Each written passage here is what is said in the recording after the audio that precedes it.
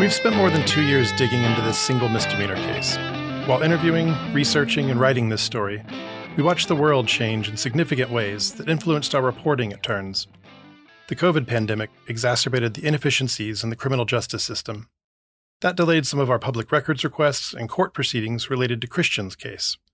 And stories appeared in the news that were thematically relevant to our work, even if peripherally. Like when George Floyd's murder shocked the world and galvanized the nation. Outrage over Floyd's murder and repeated incidents of police brutality led over 30 states to pass more than 140 law enforcement accountability laws, according to data gleaned from the National Conference of State Legislatures by the New York Times in 2021. In Colorado, where our story takes place, the state legislature passed a sweeping police reform bill in 2020, requiring, among other things, that all local law enforcement agencies issue body-worn cameras to their officers starting in July 2023. But there's at least one group of Colorado law enforcement officers not subject to the increased accountability measures. And who might that be, Lauren? It happens to be animal control officers. You're listening to Vulnerable Creatures. I'm Matthew Schnipper. And I'm Lauren Hugg. This is episode 2, Pet Police. In our last episode, we told you about Christian, an autistic 21-year-old charged with 2 counts of animal cruelty to Storm, the kitten he shared with his 20-year-old fiancée, Andrea. The charges were filed by Corporal Cheney, an animal law enforcement officer with the Humane Society of the Pikes Peak region. So Christian was charged by someone who works for the Humane Society, not the police department or sheriff's office. Right. When people hear Humane Society, they tend to think of the place to go to rescue orphaned animals. I actually adopted one of my cats from this Humane Society. They're an open admission shelter in Colorado Springs that treats hurt animals and reunites owners with pets. But they also have an animal law enforcement division that investigates animal cruelty. They take calls 24/7, 365 days a year, providing vital emergency services. As we dug into this story, we wondered, how do animal law enforcement officers differ from police officers and sheriff's deputies? What exactly do they do? To find out, we initially spoke with one of Corporal Cheney's supervisors at the Humane Society, Assistant Director for Animal Law Enforcement, Lindsay Vigna. We learned that animal law enforcement officers, or ALEs for short, respond to nuisance complaints and attend to vicious, stray, or injured animals. In the state of Colorado, they are considered property, but they are the most vulnerable creatures in our lives. Imagine the strain on police departments if their officers had to respond to tens of thousands of calls about barking dogs and the like, in addition to handling homicides, robberies, car wrecks, and all the rest. To better understand the job, we spent 5 hours on a ride-along with Officer Nicole Michon, one weekday morning in 2020. She's not an imposing physical presence at 5'3", with light hair pulled high in a ponytail, but she is a badass at a very tough job. Like all ALE officers, she's equipped with catch poles, a metal baton, a stun gun, and pepper spray, but notably no firearm. She's been trained in verbal judo, how to defuse situations, as well as rules around use of force. But she works solo 10-hour shifts, leaving her potentially vulnerable in an extreme scenario. Her job may be to protect pets from people and people from pets, but people do crazy things. Like in 2019, when a guy murdered his neighbor for reporting him to the Humane Society over an aggressive animal. Michon worked that investigation. We find her fearless, meticulous in her work, and even-handed, balancing the emotional burdens of the job with a keen sense of humor. She joked with us at one point that she would fight someone for a hoarder house. Yeah, she told us dispatch knew to send her to those calls because catching cats all day is fun. She said she'd come in on an off day to do a hoarder house. But she was terrified of chickens. Absolutely terrified, she said. She cracked us up by calling them land sharks. So maybe she's not always fearless. While she may not like dealing with chickens, she, like all ALEs at this Humane Society, knows how to handle a wide variety of species. There's extensive instruction on dogs and cats, of course, but there's also classes on small mammals like reptiles, guinea pigs, and rabbits, on up to equine certifications. Yeah, she provided some pretty entertaining commentary for what proved to be an otherwise mundane ride-along. We search for dogs reported off-leash in a city park. And don't find them. We hunt for stray dogs spotted near a burned-out apartment unit. And don't find them. We drop into a trailer park to attempt a welfare check on an emaciated dog. And don't find it or the owner who appears to be ghosting ALE officers. Michon follows up on a barking dog complaint. Finally, we meet a dog. I was getting pretty bummed that I hadn't gotten to pet one yet. I'd expected more from this day. You should know that I'm an animal lover, the guy who stops you at the park or on the sidewalk or really anywhere to ask to pet your dog. I didn't grow up around animals, so I didn't really get that until I adopted a pandemic kitty and fell madly in love with my pink-nosed brat cat. Anyway, that dog I did get to meet was a big, handsome golden retriever. Michonne patiently explained the owner's rights as she hands her the court summons. She's as compassionate as she can be, so much so that the lady, who's just been handed a slip of paper that ruins her day, literally remarks, "You're so nice." The closest we get to any real action, a little later in the day, before Michonne heads to court to testify for a previous case, is a Priority 1 beating in progress call. That has us do a 180 in traffic and rush far across town to this big box store where a customer alleged a groomer was handling a schnauzer roughly. It sounds like a misunderstanding, or more accurately, a misperception. But Michonne dutifully drives us out to meet with the owner and see the dog for herself. The pup is outwardly aggressive. Unfazed, Michonne gets close, but far enough out to examine it safely, saying, "Okay, buddy, I know you don't like me, but I need to see if you're okay." She tells us she'll later return to the store to watch security footage before she'll be satisfied she knows what happened. She's thorough. Her training includes Fourth Amendment search and seizure rules, crime scene photography, evidence collection, and report writing. So most of an ALE's job at this humane society is animal control.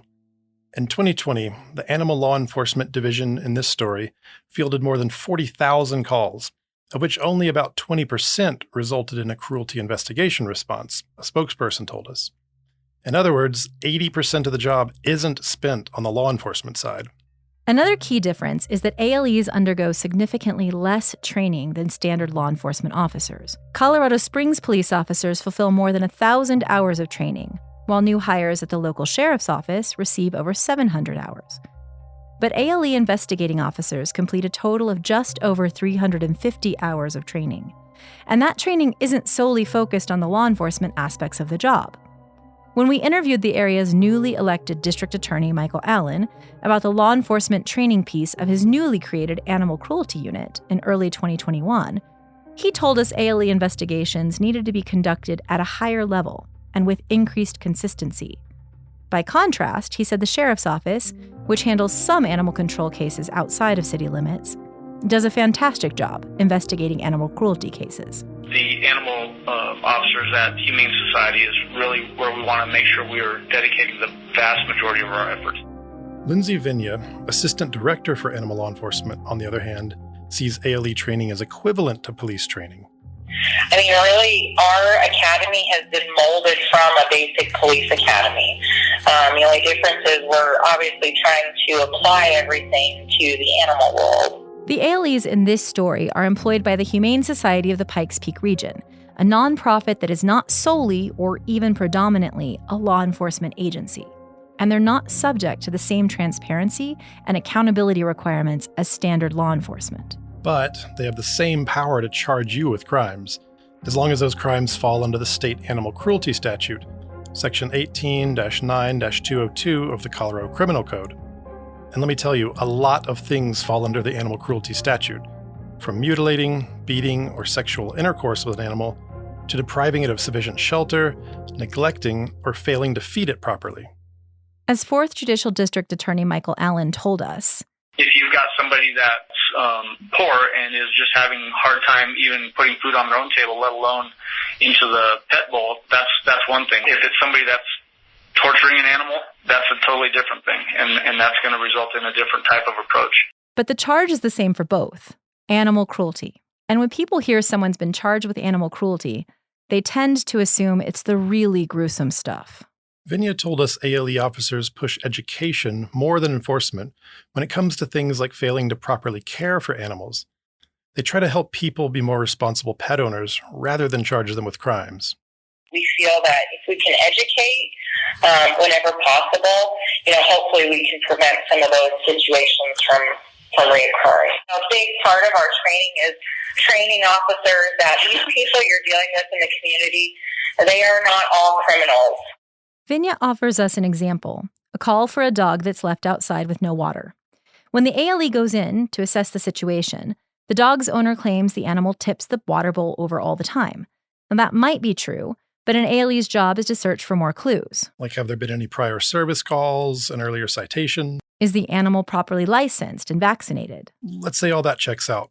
Vinya says the ALE officers will try to help find a solution to the problem, such as burying part of the bowl so it can't flip over. If the officer isn't too busy with other calls, she says they might even help dig the hole. While investigating all cruelty cases, Vinya stresses how important it is for ALEs to maintain objectivity. Something we're trying to teach the officers is that your role out in the community, you are not judge and jury. And so even though it's really, really hard, you want to get to investigate a case and you want to be able to prove beyond a reasonable doubt this happened and this is the person that did it. Really, our job is to recognize, is there probable cause to believe this happened? Okay. And if there is, we have enough reason to move forward with the charges. So that's how an investigation is supposed to go. Let's look at how Corporal Cheney's investigation into Storm's injuries went. According to Corporal Cheney's field notes, the first thing she does upon receiving the case on November 24th, 2018, is contact Power's Pet Emergency, the vet clinic that treated Storm.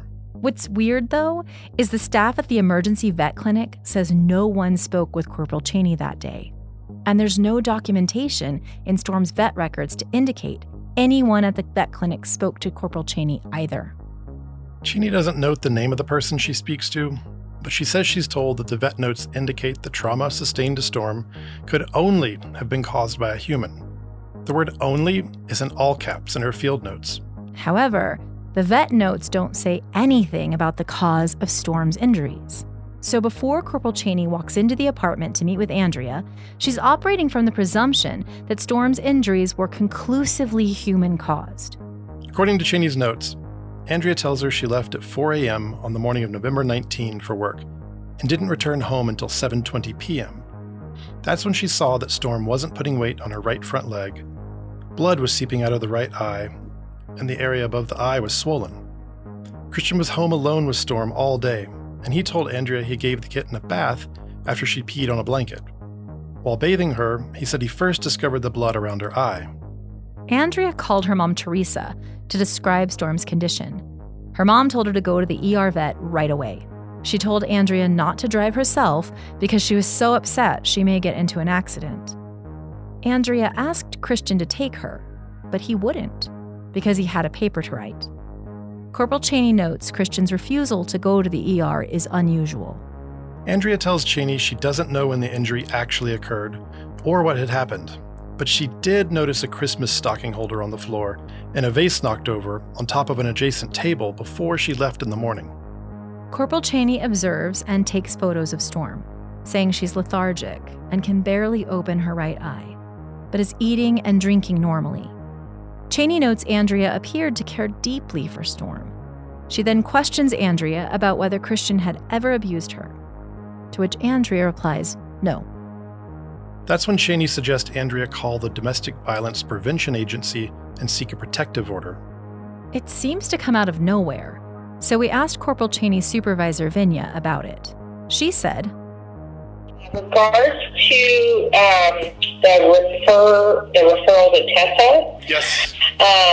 So just some back history. Corporal Cheney was actually previously a divert officer with the Domestic Violence Referral Program.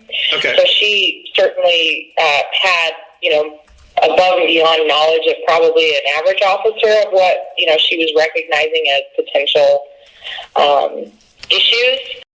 DIVERT was the Domestic Violence Enhanced Response Team, a multi-agency effort to address the most lethal domestic violence situations.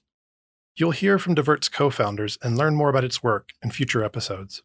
She said that also the mom, the mother of the victims, the mother of the lady, the fiance, was also fearful and was asking how she could go about protecting her, which is how the subject of Tessa came up. She recognized similar situations and the cycle of animal violence. In addition to, Mom was there. Both were pretty emotional, talking about moving, and that, they were fearful. If the cycle of violence sounds familiar to you, you may remember Andrea said something similar in her application for a protective order. Understanding the cycle of violence, I fear that if he could so critically injure our kitten, that I could be the next one critically injured. Vinya told us ALE officers receive training on a link between animal abuse and domestic violence. In future episodes, we'll also examine that link in detail. Our officers have a lot of, gray area. It's a slippery slope when you're out in the field because some people just, want somebody to talk to. Corporal Cheney also tells Andrea another ALE officer will have to check back to ensure Storm's no longer living with Christian. In Cheney's presence, Andrea calls a friend who agrees she and Storm can stay with them. Cheney next drives to the pet ER to get the physical vet records that she'd only heard about by phone prior, and makes a note that she's saving follow-up on the case for herself. Vinya, Cheney's supervisor, previously told us that officers are trained to take detailed notes because several different officers may handle a case, but their system doesn't typically allow for one case to only be handled by one person.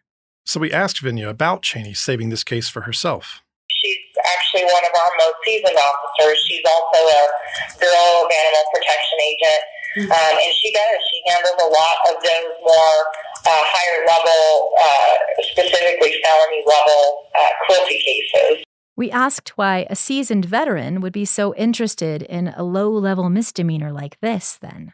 This case was not a low-level misdemeanor case. This case was submitted for a felony-level charge. When she said that, Matthew and I looked at each other, confused, because it was charged as a misdemeanor. And Cheney even noted that the prosecutor told her it was a strong misdemeanor 1 cruelty case.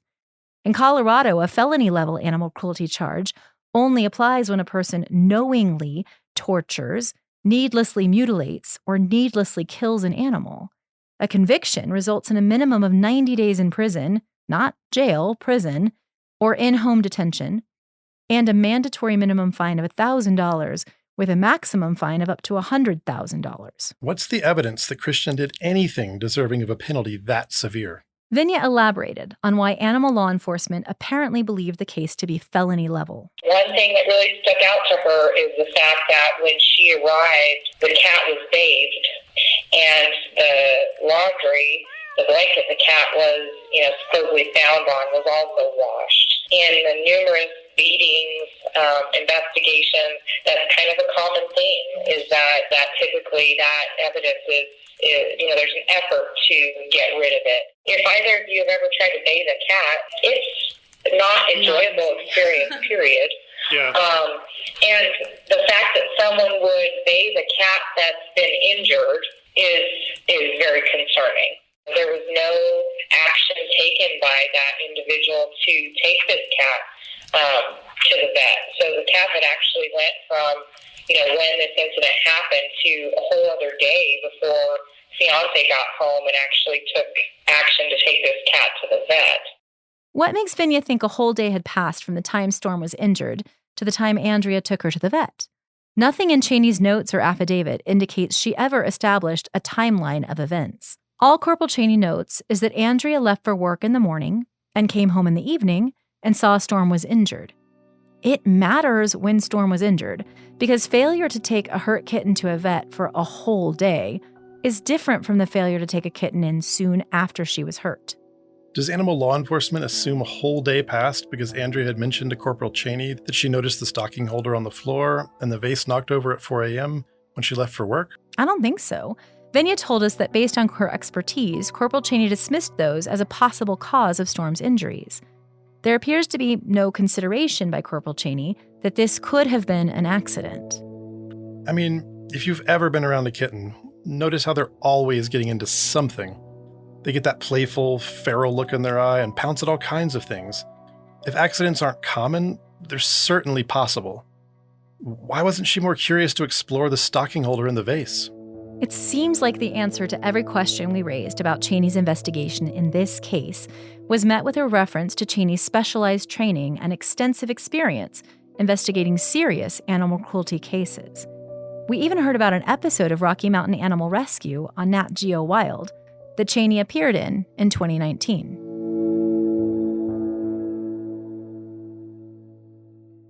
After a 4-day pause in her investigation into this, Cheney calls Christian on November 28, 9 days after the injury, and is referred to his attorney, Bryson Perkins. She calls him, and he agrees to make a statement the following day. She also checks back in with Andrea, who tells her Storm has now been seen by her primary care vet, Dr. Risha Walker, who says the cat could only have sustained her injuries by a human, not an object. Okay, wait, so there's that word only again. Is this how it got introduced into this whole situation? No, it can't have originated with Dr. Walker. She's just now entered the picture. This is 9 days after the injury occurred and 4 days after Andrea's call to ALE. Okay, right. So Corporal Cheney was under the impression that the ER vet's notes said only. Even though they don't. But it's worth noting that twice now, Andrea has been reported as saying that someone says Storm's injuries are human-caused. Once when she called ALE dispatch, and now here when she tells Corporal Cheney what Dr. Walker supposedly said.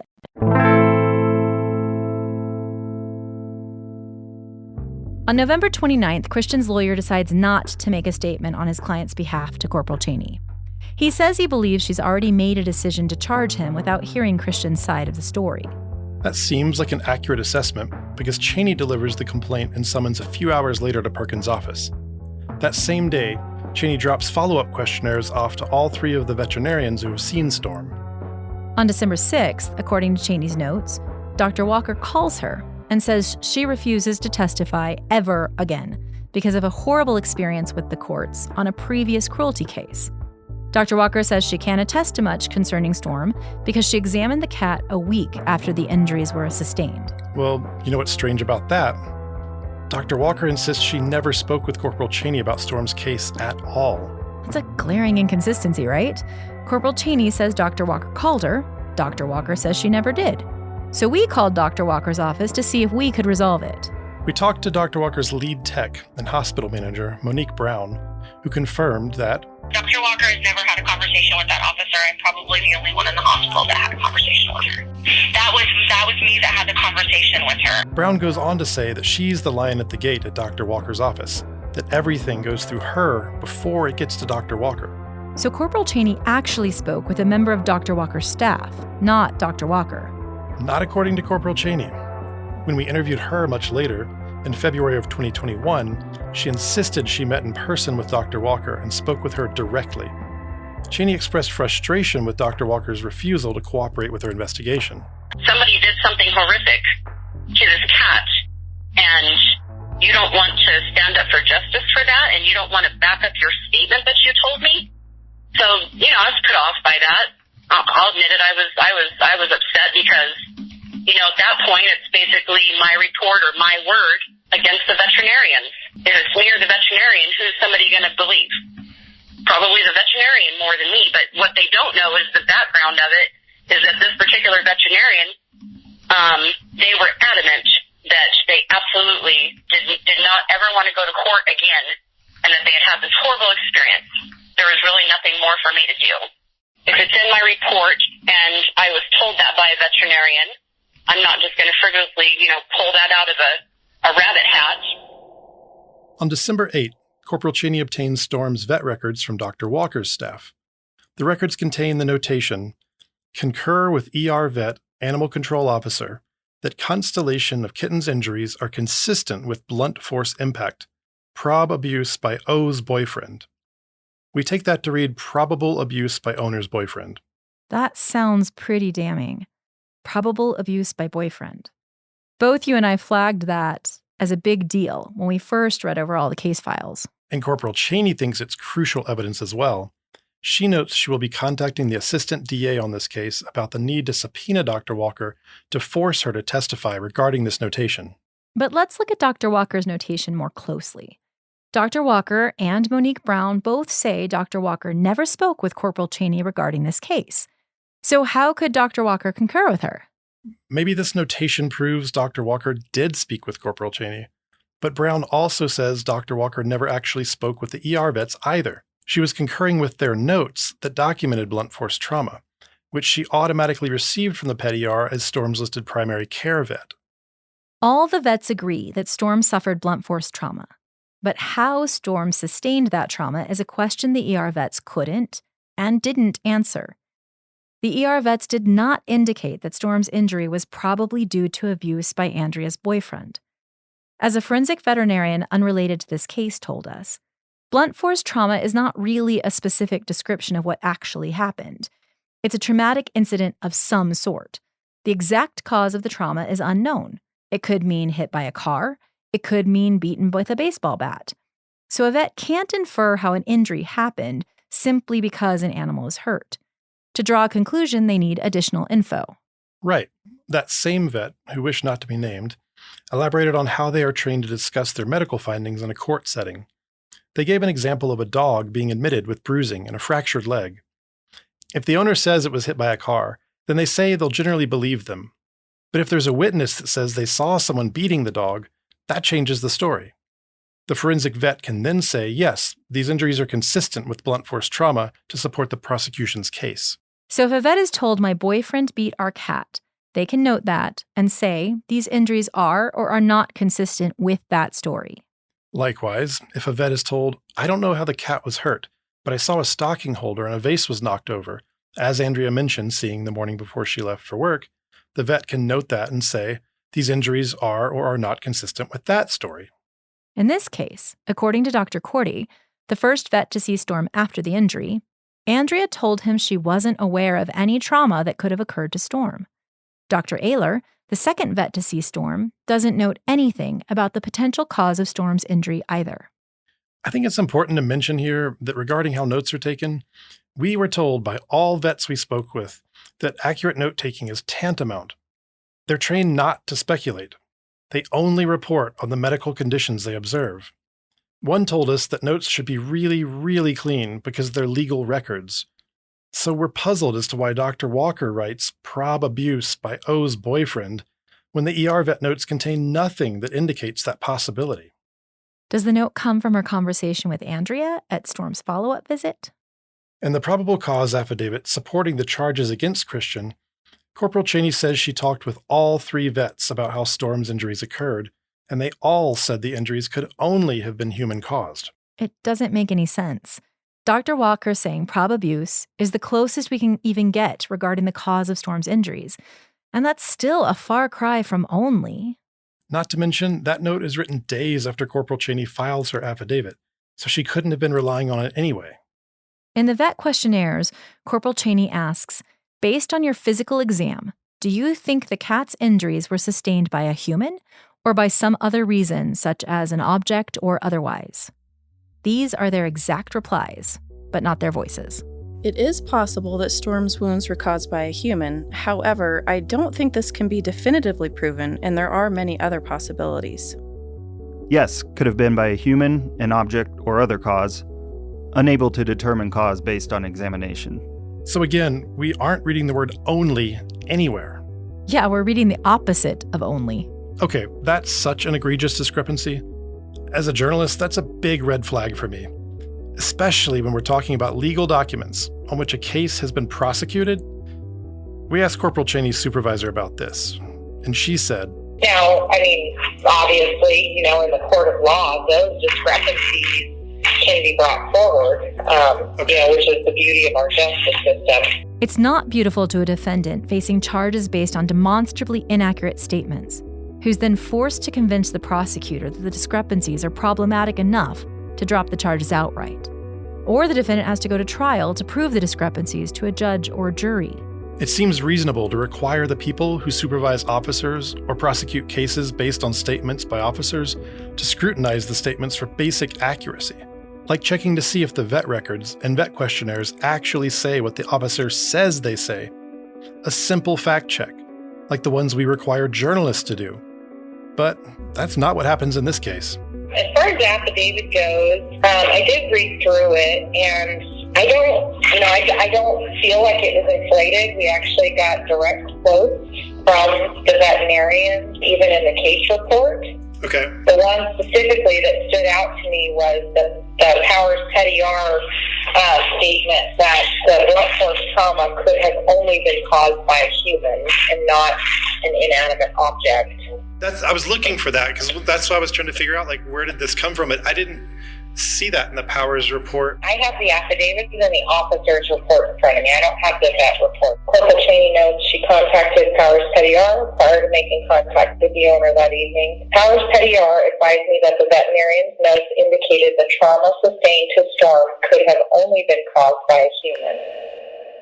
We point out to Vinya that what Cheney says Powers Pet ER tells her isn't consistent with the vet records or the vet's responses to the written questionnaires. All I could say is that what I'm guessing what happened is a lot of times those veterinarian questionnaires are basically supplements to what they tell the officer on the phone, and which is what looks like, happened with this, is that, she actually has quotes in her report from when she made contact with them via phone. A representative from the district attorney's office, then Chief Deputy District Attorney Jeff Lindsay, said basically the same thing. It's pretty typical that docs will say something, and then when they're asked to write it on paper, they'll hedge or they'll withdraw the severity of their opinion. And in my estimation, that's what happened here. Sounds plausible, right? But Cheney doesn't note she made contact with the ER vets by phone, just someone at Powers Pet Emergency. And the vets didn't make any notes about communicating with Cheney. There's a reason for that. What we didn't know yet when we talked to Vinya and the DA representative was that all the vets, not just Dr. Walker, say they never spoke with Corporal Cheney. Dr. Ayler says, I don't recall having any communications with Corporal Cheney. This includes phone calls, in-person, texts, or emails. I did receive a questionnaire from Corporal Cheney, but I did not meet with Corporal Cheney or have any personal contact with her. And Dr. Corday told the private investigator hired by Christian's family that he was never interviewed by Corporal Cheney either by phone or in person. Not only do the vets say they never spoke with Corporal Cheney, they insist they never told anyone that Storm's injuries could only be human-caused. I disagree wholeheartedly with the portion of Corporal Cheney's affidavit that indicates that we veterinarians separately determined that Storm had suffered and sustained injuries by a human. It is possible, however, I don't think this can be definitively proven, and there are many other possibilities. I can't explain it. I didn't say that, and I never met with anyone. I just wonder how that got written. Honestly, it seems shady. How could Corporal Cheney say that it was my position that the injuries could have only been caused by a human? That is not my position. I can't say that the injuries had to be human-caused. There are many other possibilities. I wasn't there when the injuries occurred. Corporal Cheney saying that the injuries were human-caused is inconsistent with my opinion. The cat could have been hit by a car or fallen 4 stories off a balcony.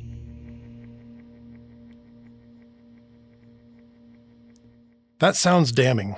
The vets didn't tell Cheney that the injuries to Storm could only be human-caused, just as they didn't write that in Storm's medical records. We raised concerns about this to the highest levels of leadership at the Humane Society, as well as the district attorney's office. We'll hear their responses later. But for now, we want to focus on where the assertion that Storm's injuries could only be human-caused came from, if it didn't come from the emergency vets or clinic staff. We can't find any mention of the word only other than from Cheney.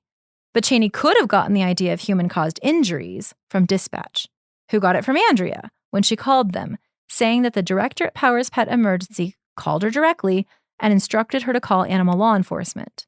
Remember last episode when we told you our story revolved around a lot of contradictions? Well, here comes the next one. Pet Emergency says no one told Andrea to call ALE. Vets are mandatory reporters. If they'd suspected abuse, they're legally required to call ALE themselves.